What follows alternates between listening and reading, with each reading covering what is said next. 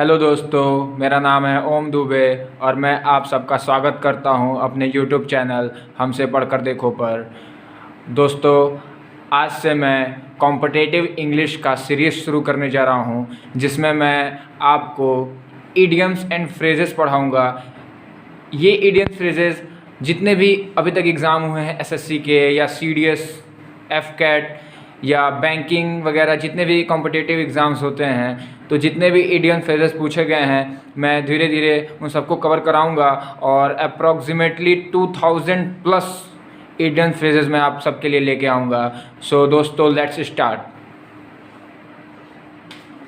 दोस्तों, सबसे पहला इडियम फ्रेज है वो है a sacred cow. A sacred cow, जैसे कि हम हिंदी में कहते हैं कि ये मनुष्य तो एकदम गाय है, मतलब बहुत ही सीधा साधा है, तो इसको इंग्लिश में कहा जाता है a sacred cow. Okay, it means a person never to be criticised. ये CHSL 2015 में पूछा जा चुका है, तो इसका मतलब होता है a sacred cow, a person never to be criticised, मतलब ऐसा पर्सन जिसकी आलोचना ना की जा सके, मतलब वो बिल्कुल आलोचना के लायक ना हो, बहुत ही सीधा साधा पर्सन हो।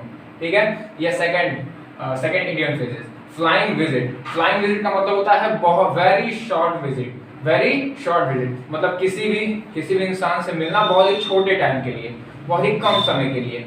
ये भी CHSL 2015 में पूछा जा चुका है। Very short visit, flying visit मतलब उड़कर जाना और उड़कर वापस आ जाना, मतलब बहुत ही छोटे टाइम के लिए किसी से मिलना। तो इस इडियम फ्रेज को कहते हैं फ्लाइंग विजिट। मीनिंग इसका होता है वेरी शॉर्ट विजिट। ओके, अब आते हैं, देखते हैं हम अपने थर्ड इडियम पे, to kick the bucket. To kick the bucket का मतलब होता है टू डाई, मतलब मर जाना। देखिए, ये इडियम फ्रेजेस ऐसे बनाए गए हैं। सपोज करिए कि कोई इंसान फांसी लगाने जा रहा है, तो नीचे वो बकेट रखेगा और फिर पंखे पे या किसी भी ऊपर रूफ पर कोई भी चीज पे रस्सी लगाएगा और अपने गले में रस्सी डालेगा और फिर बकेट को ऐसे किक कर देगा, तो उसका काम हो जाएगा। तो बकेट को किक करने का मतलब ही होता है कि मर जाना। तो ये जो इडियम फ्रेजेस है वहां से इसका मीनिंग लाया गया है। टू किक द बकेट मतलब टू डाई, मतलब मर जाना। Okay, the elephant in the room.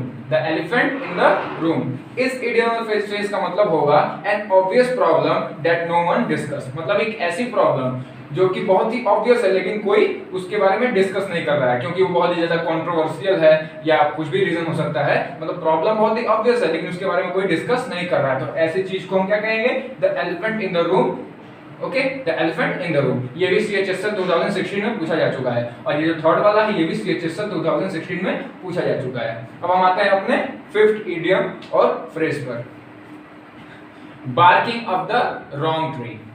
यहां पर कह रहा है barking up the wrong tree, इसका मतलब होता है trying to do something in a way that will not work. Trying to do something in a way that will not work, मतलब किसी काम को इस तरीके से करना जो कि वो सफल ना हो, किसी भी काम को गलत तरीके से करना। ओके, तो ऐसे तरीके से वो सफल तो होगा नहीं, तो ऐसे जब कोई ऐसे तरीका लगाता है किसी काम करने के लिए, तो हम कह सकते हैं barking up the wrong tree. मतलब barking up the wrong tree means trying to do something in a way that will not work.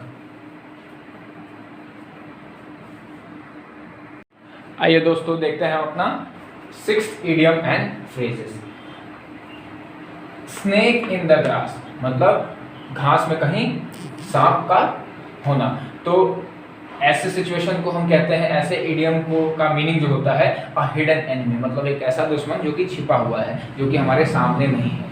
Okay, तो ये जो इडियम है वो CGL 2015 में पूछा जा चुका है, तो बहुत इंपॉर्टेंट है। अच्छा, सेवेंथ, जो कि बहुत ही कॉमन है, बहुत सारे जो हमारे एस्पिरेंट हैं वो जरूर जानते होंगे इसको, spill the beans. Spill the beans मतलब कोई ऐसा secret information, to reveal the secret information, मतलब कोई ऐसा गुप्त जानकारी जिसे पब्लिक कर देना, मतलब बता देना, किसी को, सबको बता देना। ठीक है, रिवील कर देना पब्लिक के सामने। तो ऐसे सिचुएशन में हम ये इडियम यूज कर सकते हैं, स्पिल द बीन्स। ओके, ये भी CGL 2015 में पूछा जा चुका है।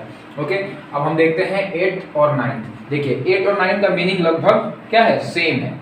ओके, अंडर द वेदर होना। अंडर द वेदर होना मतलब सिक होना, मतलब अनहेल्दी होना, बीमार होना। ये भी CGL 2015 में पूछा जा चुका है। इन लो स्पिरिट होना, मतलब लो एनर्जी लेवल, मतलब एनर्जी लेवल का बहुत ही लो होना। तो ये भी, इसे भी हम अनहेल्दी कह सकते हैं या सिक कह सकते हैं। तो 8 और 9 लगभग एक दूसरे के सिनोनिम है, सेम मीनिंग वाली इडियम है। ओके, अब हम देख लेते हैं 10th, इन हाई स्पिरिट। ओके, इन हाई स्पिरिट का मतलब होता है हाई एनर्जी लेवल, मतलब हेल्दी होना। ओके, और 10th का मतलब 10th जो है हमारा इडियम फ्रेज वो है in the pink. In the pink मतलब हेल्दी होना, बहुत ही ज़्यादा हेल्दी होना और बिल्कुल अपनी अच्छी कंडीशन में होना। इन द पिंक मतलब हेल्दी होना। तो 8, 9 ये जो है ये 10th और 11th का क्या है, एंटोनिम है, मतलब बिल्कुल उल्टा मतलब है। लो एनर्जी लेवल और ये देखिए हाई एनर्जी लेवल, सिक होना या हेल्दी होना, तो ये दोनों आपस में सब उल्टा है। ठीक है, आइए दोस्तों देखते हैं अपना 12th idiom, take the bull by the horns. Take the bull by the horns, इस इडियम का मतलब होता है to face a difficulty courageously, मतलब किसी भी प्रॉब्लम को या किसी भी डिफिकल्टी को बहुत ही हिम्मत से सामना करना। ओके, 12 जो हमारा इडियम है वो CHSL 2015 में आ चुका है। ठीक है, अब हम पढ़ते हैं अपने 13 इडियम पर। At loggerheads, at loggerheads, at loggerheads, in strong disagreement, मतलब किसी भी दो ऑर्गेनाइजेशन या पर्सन में बहुत ही ज़्यादा असहमति होना, बहुत ही स्ट्रॉन्ग असहमति होना।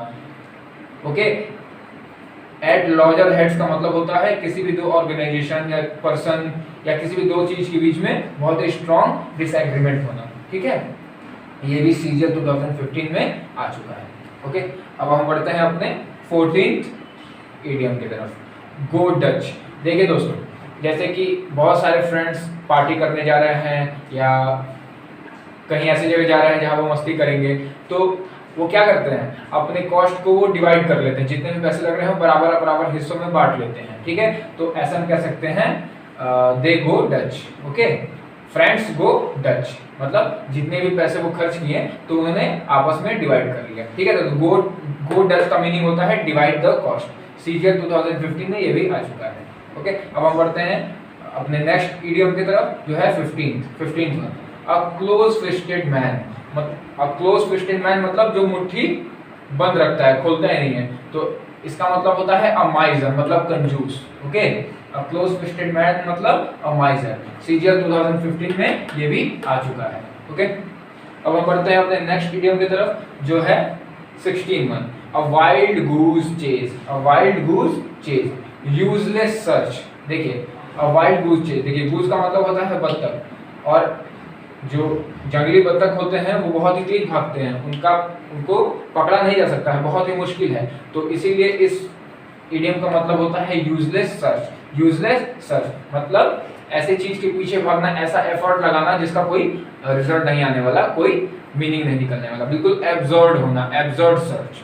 तो अ वाइल्ड गूज चेज मतलब यूजलेस सर्च, और हम ऐसे भी कर सकते हैं अ वेस्ट एफर्ट। ओके, यहाँ पर हम लिख सकते हैं, और ये भी CGL 2015 में आ चुका है।